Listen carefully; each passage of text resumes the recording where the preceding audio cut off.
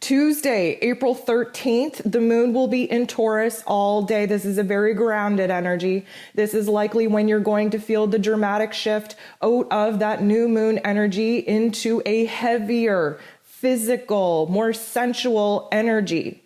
This moon in Taurus really does learn about the world and themselves through the physical experiences, through the five senses. It's when we really get back to the creature comforts, taking care of our body, enjoying good food, maybe having a spa day, kind of sticking close to the familiar routines that bring us a sense of safety and a sense of comfort. We're still very much in this magical time of creation though, and we are being encouraged now that we're, actively looking up at the sky, starting to see that little sliver of moonlight coming back into the dark night sky, and being encouraged to actively prepare, to take actions, to make things happen. The moon will be making 7 different aspects here today. The moon will be conjunct Uranus. So anytime this Uranian energy is active, there's a shock. There's an awe, there's a wild card energy. Things can change on a dime, mostly our perspectives. We're having good ideas. We're seeing the bigger picture unfold. We are suddenly shifting our energy to align with what needs to take place and needs to happen in order for our vision that we're currently trying to manifest to actually take place, to take root in our realities. The moon will also be squaring Saturn. So the square offers a tension point, a crisis point, a launching point. This Saturn energy, the Lord of Karma, really ruling over our roles and responsibilities, highlighting for us where there's restrictions, where there's blocks, and where it is that we need to muster up the courage in order to push through them and push past them. We have to keep in mind that this moon rules over our emotions, over our subconscious self and our intuition. And although the moon in Taurus wants us to stay in the present moment and think very practically and logically about our emotions and our experiences and our plans, the Saturn energy, of course, still very much rooted in this Aquarian energy, wants us to be thinking futuristically. Where can we improve? Where can we push the boundaries? Where can we free ourselves? Where can we liberate ourselves? This is a common theme that we will be experiencing throughout the day. And we have a little bit of extra energy backing this. And here's why. The sun, still very much in Aries, again, really pushing to wrap up the topics and themes this week, as this is the last full week in Arian energy.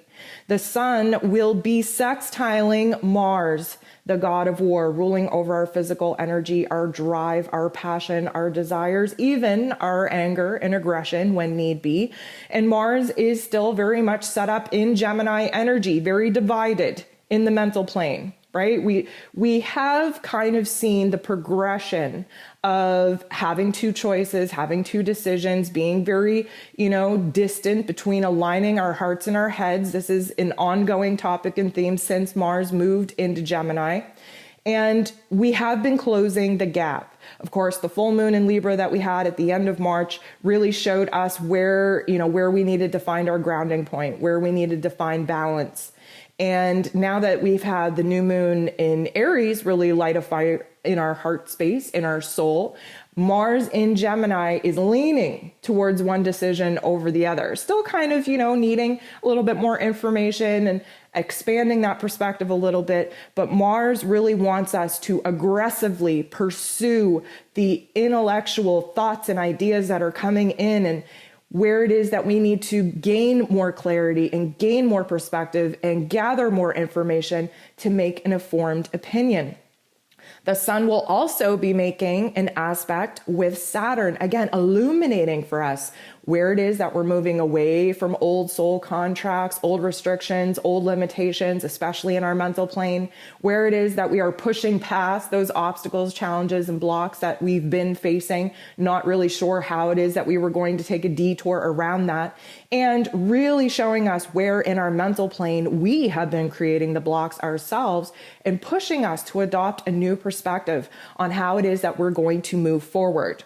Now, cautionary note here, we have Venus, the goddess of love and beauty and pleasure and money and long-term commitments, basically worth and value in the people that she chooses to share her life with, in herself, and in how it is that she is, accumulating money for that financial security and locking in those long-term goals. She is in her final degrees in Aries energy. So Venus has been in Aries. This is why you feel a little bit bold, why you feel a little bit feisty, why you feel a little bit hopped up and jacked up in order to see your self-worth and to recognize the situations in your past that you want to light on fire and walk away from. That aggressive way that you've been acting, pushing forward, standing up for yourself, advocating for yourself, that is Venus in Aries. Venus is about to move into her place of power in Tauran energy. She rules over Taurus and she rules over Libra. So anytime that we see a planet shifting out of one energy and into another, we have to expect there to be an applied pressure here. Why? Because Venus is like, come on, I only got a day left. We got to wrap this up. We have to advocate. We have to push forward. We have to make sure that those bridges that we set fire to are burned so that we can't turn around in our moment of weakness and walk back into the past, into situations that we fought our way out of. So there is a little bit of an underlying pressure, an underlying tension here today, because Venus is getting ready to make a major move.